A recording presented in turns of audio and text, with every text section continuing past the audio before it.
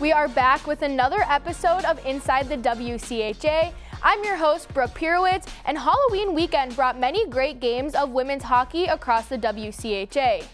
Taking a look at our first game of the weekend, the University of Minnesota headed to another Minnesota team in Bemidji State.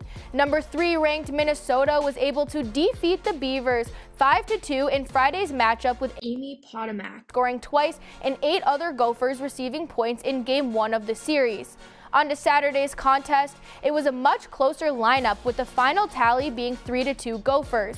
This game allowed the University of Minnesota to extend their win streak to 6 consecutive wins, with Abigail Boreen, Ella Huber, and Peyton Hemp able to find the back of the net.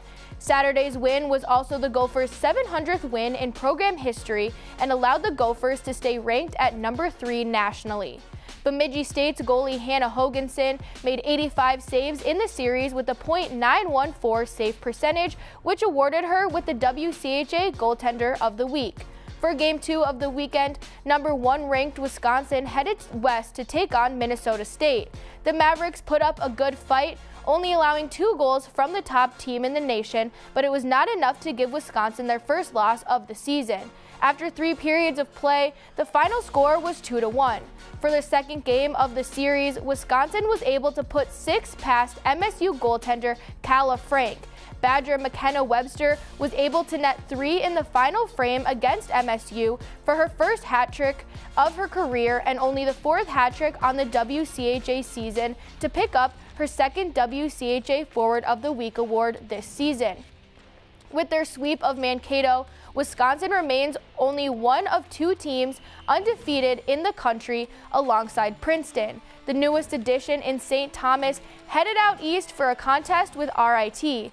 Kylie Aquero scored her first of the season to put RIT up 1-0 until the second period where the Tommies took over. Nicole Valerio was able to find the back of the net twice in the final frame to land her with her first WCHA award with Rookie of the Week. Saturday's contest was a similar situation, with the final score being 2-1. Only 1 power play goal was scored in Game 2 of the series, with 6 power play chances for the Tommies and 5 for RIT.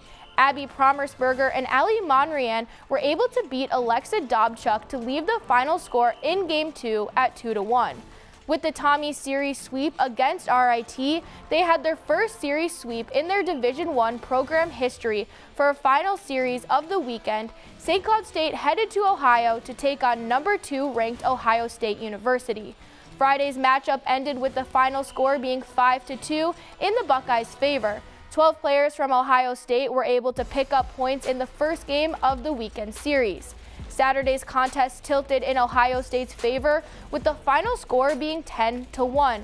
St. Cloud State's Yanina Newland was the only Husky able to find the back of the net. 16 Ohio State skaters picked up points in Game 2 of their series sweep against SCSU.